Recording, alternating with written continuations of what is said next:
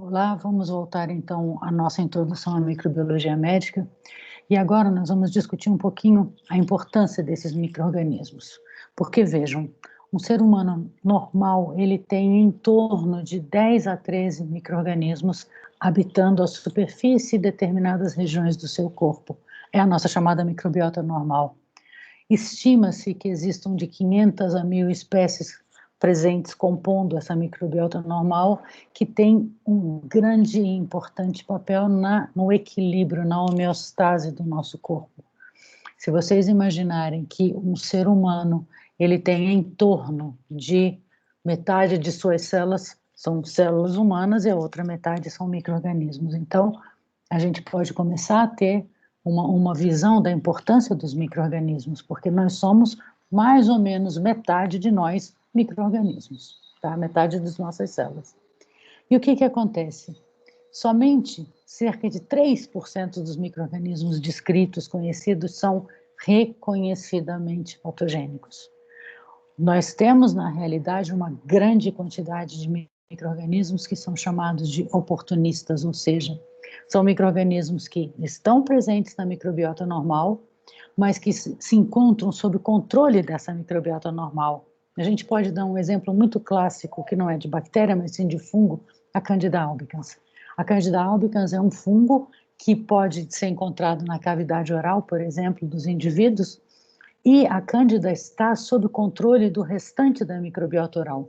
Só que o que acontece muitas vezes quando nós tomamos um antibiótico de amplo espectro? O antibiótico de amplo espectro vai eliminar a grande diversidade microbiana que nós temos, por exemplo, na cavidade oral, mas a Cândida, por ser uma levedura, ela não vai sofrer a ação desse agente antimicrobiano e ela agora, sem controle dos demais membros, ela pode começar a se multiplicar e causar um quadro, por exemplo, de sapinho. Então, isso é um exemplo clássico de um micro-organismo oportunista, ele aproveita uma oportunidade para manifestar o seu potencial patogênico. Na realidade, a meu ver, o maior problema que a gente está enfrentando atualmente em relação aos micro-organismos é a questão da multiresistência aos antimicrobianos. Devido à facilidade que organismos têm de realizar transferências horizontais de genes, genes de resistência têm sido transferidos com muita frequência entre diferentes gêneros, entre diferentes espécies de micro-organismo, e isso sim tem se tornado uma ameaça muito grande, ok? E qual a importância então da microbiologia nessa história toda? A importância é que exatamente cabe aos laboratórios de microbiologia você descrever os agentes etiológicos, aos médicos infectologistas ou aos próprios pesquisadores epidemiologistas, você conseguir definir as vias de transmissão. Vejam no caso agora do coronavírus, no ano passado, toda a busca de se entender qual foi a transmissão, quem foi, de onde veio. Nós estamos vendo agora problemas das variantes do coronavírus. Então, a gente já sabe que nós temos variantes na África que são mais resistentes à vacina, que está sendo começada agora a ser aplicada. Então, você entender as vias de transmissão, não só é uma via oral, é uma via fecal, mas a via efetivamente de onde os micro-organismos estão, de onde eles vieram, para onde eles vão. Eu li recentemente que só no Rio Grande do Sul, aparentemente, existem 12 variantes do corona.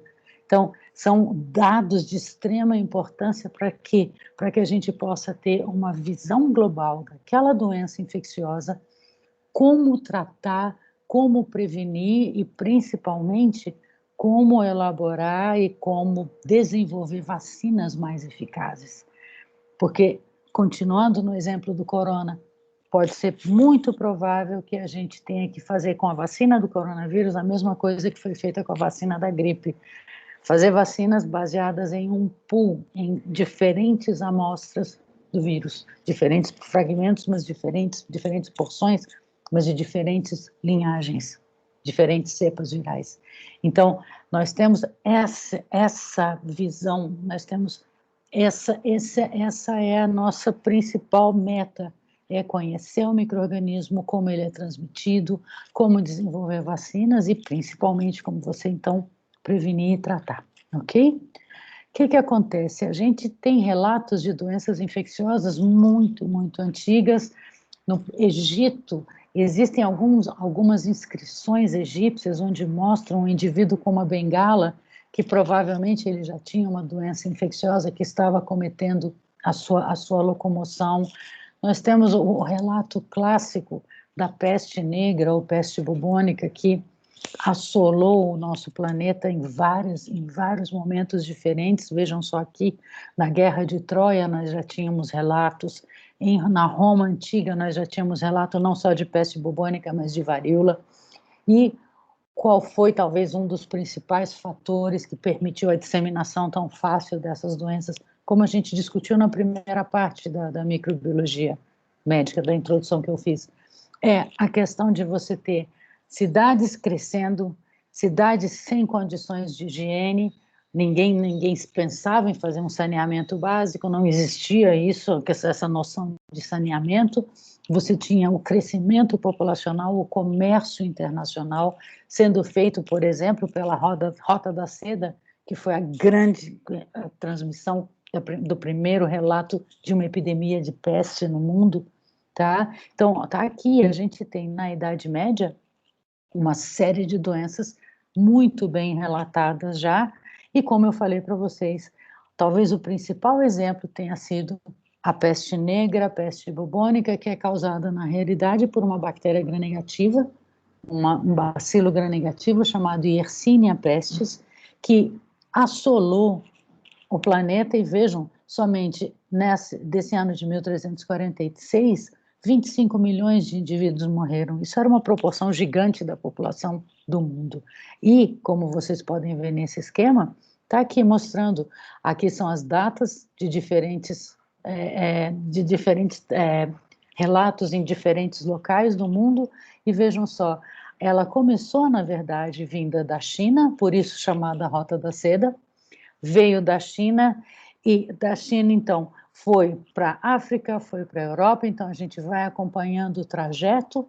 Vejam só aqui os anos, então vocês podem ver pela legenda de cores, a disseminação, tá? Principalmente para os centros comerciais. Então a gente tem aqui em Gênova, que era um porto de grande importância, e uma vez instalada na Europa, ela começou a se disseminar, indo então agora, vejam, para o que hoje é a Inglaterra, lá para a região mais do que hoje antigamente era a União Soviética, a Rússia. Então, assim, a gente vê claramente a transmissão do vetor, a transmissão do micro-organismo ou do vetor, tá? E da doença em última análise. Aqui é um esquema mostrando como era feito o tratamento dos doentes de peste bubônica. Ela tem esse nome por quê? Porque a pessoa desenvolve bubões, que a gente chama, são lesões, ficam um pouco a pele fica um pouco edemaciada, fica como se fosse inchada e adquire uma coloração mais escura. E o que acontece? Nessa época, as pessoas acreditavam nos miasmas, que eram aquelas emanações, e por isso o médico da peste se vestia dessa maneira. Eles, para evitar o contato com aquele ar contaminado, eles desenvolveram essa máscara que parecia o bico de uma ave. Aqui na ponta dessa máscara eles colocavam algodão, ervas, alguma coisa que pudesse filtrar e pudesse barrar a entrada desse miasma e, ao mesmo tempo, permitir que a pessoa respirasse com um odor um pouco mais agradável. Então, eles tinham essa longa máscara que ela era forrada de materiais diversos, folhas, fibras de algodão, fibras de tecido, para quê? Para filtrar o ar. Além disso, como eles não sabiam dessa transmissão, era esse miasma, eles usavam chapéus, eles usavam essas luvas, usavam essas túnicas longas. Vejam que a pessoa não tinha contato qualquer com o paciente. Aqui eu tenho outras imagens mostrando isso. Aqui foi recuperado, isso é uma reprodução de uma possível vestimenta de um médico dessa época da peste. Então, se vocês olharem, a pessoa está completamente coberta, que era para quê? Para evitar o contato com esses miasmas. A peste teve outros episódios de peste que começaram a se espalhar pelo mundo. Então, aqui a gente tem algumas datas e os locais onde essa peste graçou. Nas guerras napoleônicas, o que aconteceu? Houve um número muito grande de mortes por conta de doenças infecciosas. Imaginem você ter, no inverno europeu, num rigoroso inverno, as pessoas feridas na neve, sem poder se tratar, sem haver medicações, sem haver nada.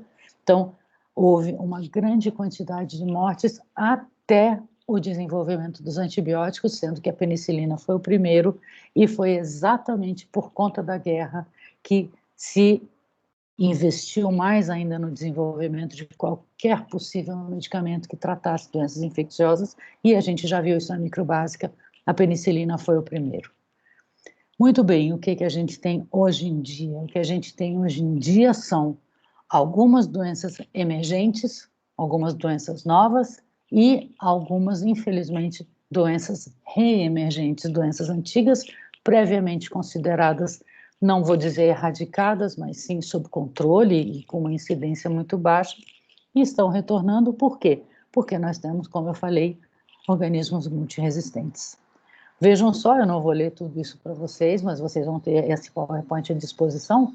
Olhem só, patógenos microbianos que são emergentes ou reemergentes. Aqui eu estou colocando uma coisa mais ou menos antiga, mas vejam, o ebola em 77 já se sabia, como eu mencionei com vocês, a colite hemorrágica em 1982, daquela Escherichia coli enterohemorrágica, EHEC.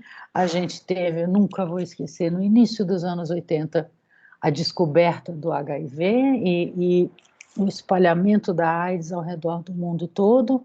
E o que acontece agora? A gente está vendo aqui que a gente tem algumas doenças associadas mais a organismos que a gente não tinha tanto contato, que eram organismos que vivem em animais silvestres, e a gente não tinha tanto contato, a gente está começando a ter mais. A gente tem o caso clássico do antraz, que é uma doença que, a princípio, o antraz cutâneo é uma doença que não é tão grave, mas nós tivemos quadros de antraz pulmonar, que é uma doença altamente letal. Ela tem uma taxa de mortalidade de mais de 90%, devido ao quê? Devido a atos de bioterrorismo, quando houve o ataque às Torres Gêmeas nos Estados Unidos. Então, a gente percebe que a gente tem algumas doenças antigas, algumas doenças reaparecendo e doenças novas também. Isso aqui é só para ilustrar para vocês. Nós estamos em 2021, isso aqui é uma notícia de 2015, ou seja, uma notícia de 6 anos atrás, onde a Organização Mundial de Saúde, eles promovem reuniões periódicas das diversas órgãos de saúde pública, e vejam só, em 2015, o que eles estavam preocupados e qual era a lista de doenças que deveriam ser consideradas prioridade. Olhem isso aqui. SARS. Em 2015, eles já pensavam nisso. Por quê? Porque houve já aqueles casos no Canadá de SARS, no Oriente Médio o MERS, e nós estamos agora com essa pandemia de coronavírus. Uma coisa que é muito, muito curiosa e assim que é para a gente prestar muita atenção é, se vocês olharem, são todas doenças virais. Então, uma das grandes preocupações que se tem atualmente é de uma possível nova pandemia, provavelmente de origem viral, ok? Muito bem. Aqui eles ainda dizem que outras doenças que deveriam ser consideradas sérias, tá, e que deveriam ser consideradas também com mais atenção e mais cuidadosamente tratadas, vamos dizer assim, pela Organização Mundial de Saúde, por todos os órgãos de saúde pública. Olhem só, chikungunya, zika, tá? Nós temos aqui algumas outras doenças que são importantes, tuberculose, dengue, ou seja, isso aqui, gente, é de 2015. A gente está vivenciando o que já vinha sendo cantado a bola, ó, há muito tempo. Então, assim, a gente vive um problema global de saúde pública com a disseminação tão facilitada das doenças. Isso aqui é uma notícia que está todo mundo cansado de ler nos jornais, tá? Cada vez mais a gente está vendo isso, a necessidade de desenvolvimento de novos antibióticos, porque infelizmente a gente não tem. o andar da carruagem aqui é muito lento, por quê? Porque a gente tem a disseminação da resistência sendo muito mais rápida do que o surgimento e desenvolvimento de novas possibilidades terapêuticas, tá? Então, a gente tem aqui algumas bactérias que são consideradas super prioritárias e que não eram até algum tempo atrás. Isso a gente está vendo hoje em dia. Aqui em Brasília, o Acinetobacter, ele tem sido muito, muito, muito isolado, tá? E é um Acinetobacter baumannii multiresistente. Aqui, Pseudomonas aeruginosa, que sempre foi um problema, e membros da família das enterobactérias. As enterobactérias formam um grupo muito heterogêneo, muito grande de gêneros e espécies, e o que a gente está vendo é que elas estão cada vez mais resistentes a uma categoria de antibióticos chamados de carbapenêmicos, elas estão se tornando cada vez mais resistentes. Nós temos várias espécies de gêneros que a gente já conhecia bem, tá? Então, assim, o que a gente percebe é a transmissão está sendo cada vez mais fácil, tá? Ou seja, não é que a transmissão está sendo cada vez mais fácil, mas nós contribuímos para uma facilitação dessa transmissão, tá? Seja por conta de nossos comportamentos, seja por conta de viagens aéreas, seja por conta de usos equivocado e indiscriminado de antibióticos, a gente está permitindo com que esses micro-organismos transitem com mais facilidade, ok? Então, o que que acontece? A gente precisa entender um pouco mais como esses micro-organismos causam a doença, para quê? Para que a gente possa pensar em medidas de tratamento, em medidas de prevenção. E a gente só pode fazer isso se a gente entender quais são os mecanismos que os micro-organismos usam para manifestar esse seu potencial de causar dano. Na verdade, o que eu estou querendo dizer para vocês é, nessa disciplina nós vamos analisar com bastante atenção alguns grupos bacterianos, alguns vírus, alguns fungos, e a gente vai sempre tentar entender a patogenicidade. E o que é a patogenicidade? Nós vamos discutir isso na próxima aula, tá? Então, na próxima aula a gente vai começar a discutir que patogenicidade, na verdade, nada mais é do que uma relação entre a virulência do micro-organismo e a resistência do hospedeiro. Mas isso a gente vai ver na próxima aula. Obrigada.